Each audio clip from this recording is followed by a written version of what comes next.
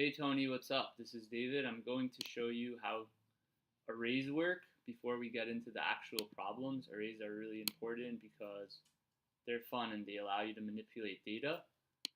So I'm just going to go to google.com because it doesn't matter. I'm opening the inspector. It just has a cool background. So inspect element. So programming is essentially just playing with data. You're just changing up how data talks to each other, what your computer essentially is, and everything on the computer, including all the cool websites you like Chess Tempo, LIChess. At the end of the day, they're all ones and zeros. It's just how the ones and zeros interact with each other.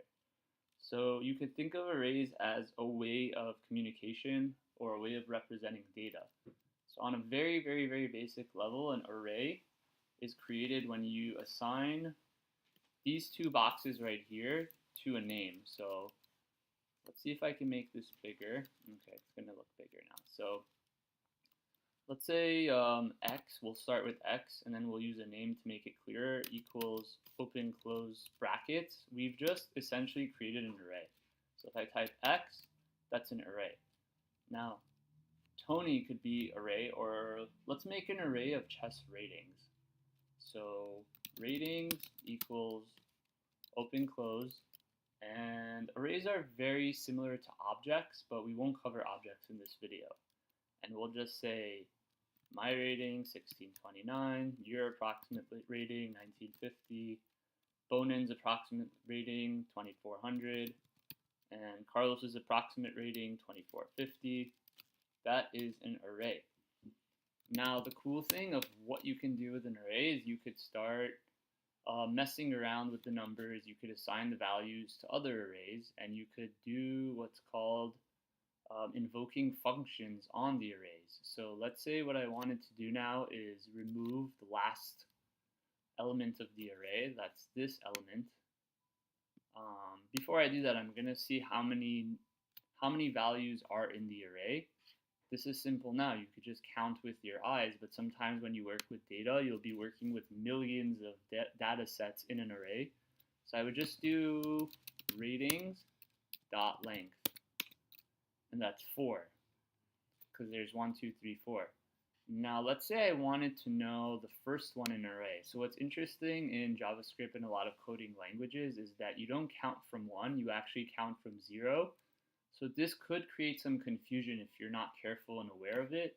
So this is ratings of 0, ratings of 1, rating of 2, rating of 3. So if you want to ever access the first element of an array, you would do ratings, open close brackets, and put 0 in there. That's always going to be the first one. And if you ever wanted to get the last one in an array, there's a trick to do that. So if you ever do arrays or ratings.length, it's going to give you 4, right? The problem is if you do ratings of 4, it's going to probably say undefined because there's not even that many values in the array. There's not a 4th one, which would actually be a 5th one, and there is no 5th one. So it'd say undefined. But if you did 4 minus 1, right, it would give you the last element of the array. So a trick here would be to do ratings, and then inside put ratings.length minus 1. Keep in mind, if you spell length wrong, this will not work. And it's going to give you 2450. Let's try this again. We're going to create a different array. We're going to call it cow because it's funny. And inside you can put words, but they have to be in quotation marks. So we could say milk. And we could put a random number, 55, and then we could put many different types of data sets. We can even put double squiggly line brackets, which is basically you're creating an object. We can put another array in there. This is an empty array. And we could put another number, and then we could put another word like basketball. So let's say, I almost forgot the equal sign. That would not be good. Also, you could always press the up arrow key and go to your last commands if you ever lose them. Okay, so now we have this cow array, right? And let's say we didn't know. Let's say this array, we didn't know what the last element was. once again, I'm just demonstrating cow of cow.length minus 1, and it's going to give me basketball. Boom, basketball, voila. And let's say you don't know what's inside of an array and you want to see every single element of an array. This goes back to our first video. So now I'm going to create a for loop that basically loops through the array and spits out every single element of the array. So I'm going to say for I equals 0, once again, this I could be anything. I could put Tony, I could put any variable. I is less than, so we want this I to stop. We want, while this is true, keep going. When do we want this to stop being true? The iterations where it tells us the value of the array element when it runs out. So how do you know when it runs out? When the length runs out. So we say so we could say the name of the array now. Cow.length I++ increment console.log. Console.log just means print to the console, and to invoke that you have to do open close parentheses. We're going to learn more about function invocation later, and we're going to say what should you print. You're going to print cow of I. So cow of I right now would be cow of 0, would say milk, and then it's going to ask a question. Okay, I printed cow of 0. Is I less than cow.length? And I spelled length wrong, so I'm going to fix it, otherwise it's going to fail and give us an error message. Always watch out for that. It would be sad if you built a whole entire program and then the one bug in your program is HT instead of TH, and you have to go and spot it and fix it, and you're just spending days all frustrated why the program isn't working.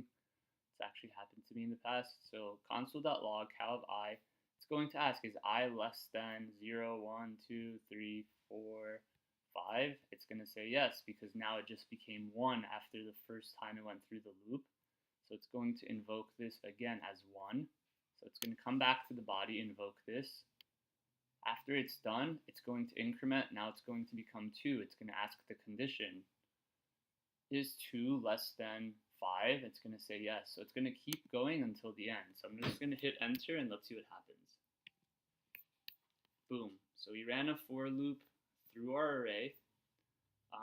Some other cool features that you can find out. So you go here and you say array functions JavaScript Mozilla Developers Network.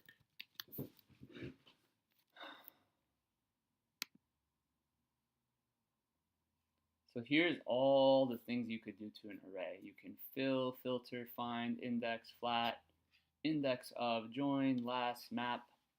You can pop and push, reduce. So I'm just going to show you shift and pop, and then you could figure out the rest yourself by just reading these. At first, this is so hard. It's like, whoa, this is so hard. There's so many things you can do to an array. But as you go on to solve problems, you're going to see that this is actually very useful. So let's say over here I said cow.pop, open close parentheses. So basketball just came out of cow. So it removed the last one. So now if I say cow, you see the end, basketball is missing. If I say cow dot, and notice how the original array was affected by the method, right? So it's not like if I say cow now, basketball went back in. But if I say cow dot push, it's the opposite of what pop, what we just did. And I say 200 or 2000, let's say. So now it's going to push the value 2000 to the end of the array. So now I say cow, and at the end of the array is now 2000. And if I say cow.shift, what that does is it's the opposite of pop. It's going to remove milk. So now cow becomes the array minus the first element, and I think unshift is the opposite of that. Why do you need to know all this? Because so far, this would be the equivalent of you're learning how the pieces move. So in chess, it's easy to learn how the pieces move. That only takes maybe a day or a few minutes if you're really smart. and then you spend the rest of your life trying to master the game of how to play it. Programming takes like, I want to say maybe 1, 2, 3 weeks to learn how all the pieces move. But then the fun part is once you know how all these pieces move, you can bring them together in your own way to solve very complex problems. Unshift, and I'm going to put just a value in here. Magnus Carlsen rating 2970, I think. So now Cal has 2970 in the beginning. So you learned a little bit about arrays and what you could do with them. You could read a little bit more in Mozilla Developers Network. Once we start doing Code Wars problems, I'm going to go click 8 Caillou, and then I'm going to show you the subjects here on the side, the tabs, or this is the equivalent of tags, you would say. So arrays. So we could start practicing a lot of problems in arrays. You could see the check marks are the ones I've done already. I haven't done a lot of them before. But it's actually one of my favorite. Arrays are like really fun because they're easy to understand, they're easy to conceptualize, and you'll see they're one of the easiest ways to get into the mindset of how to think like a programmer. So in my next video, I'm going to go through that problem, and we'll go from there. That's the conclusion of my second video.